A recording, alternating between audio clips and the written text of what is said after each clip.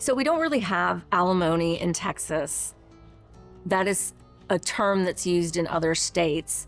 And when I think about alimony, I think about something that is just given just because you were married for a certain amount of time. You just automatically get a payout. You get money after the divorce. In Texas, we have something called spousal maintenance. So you have to, first of all, be eligible to request it. You have to have been married at least 10 years. The longer you've been married, the longer you can request for spousal maintenance to apply, and potentially the more money you can get per month. But there's some really strict limitations on whether you're going to get it at all. You can qualify and still not be eligible to get it, and how much you're going to get and for how long.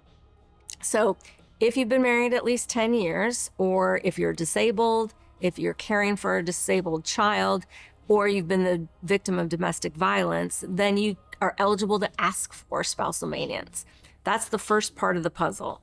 The second part of the puzzle is that you have to show that you can't meet your minimum reasonable needs financially, and that you need extra funds to do so. So to do that, you're going to develop a budget with how much money you can make and what your expenses are. The court's going to look at what other assets you have in the divorce. They're not going to make this decision about spousal maintenance ongoing after the divorce until the divorce is final.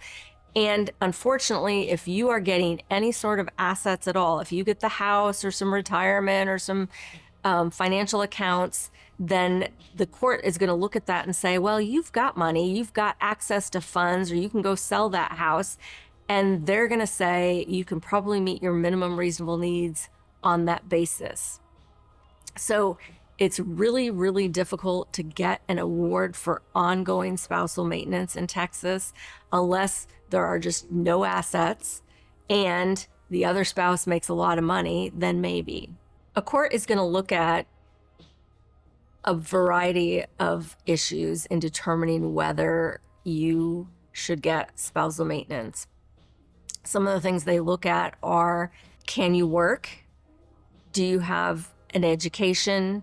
Do you have skills that will allow you to work in a certain field? Have you worked in the past, and how recently? How much money did you make when you were working? And how much could you make now if you went out into the workforce now? All of those things are relevant in deciding whether you have the ability to work and how much you could make, whether that's going to meet your minimum reasonable needs. I would say that it's very unusual for it to go up. It could go down if your ex-spouse lost their job or they become disabled. There's a lot of factors on both sides that could modify the amount that you might be able to get in spousal maintenance. Spousal maintenance in Texas is pretty rare. Certainly during the divorce, all of the money that's coming in is community property. You're absolutely entitled to be able to live your life and take care of your kids during the divorce process. And it's very common for spousal maintenance to be awarded during that interim period when the divorce is still ongoing. But after, it's really uncommon.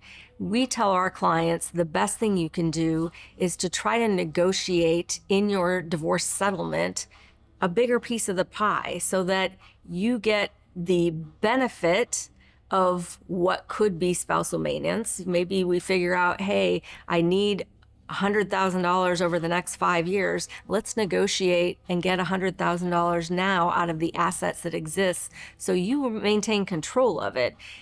What happens if your spouse dies or loses their job? That spousal maintenance that is ordered after divorce could go away. So better to have the funds now and you keep control of them. So negotiation and mediation are your friend. If you're concerned about what's going to happen to you after divorce and think you need spousal maintenance, give us a call at DeFord Law Firm.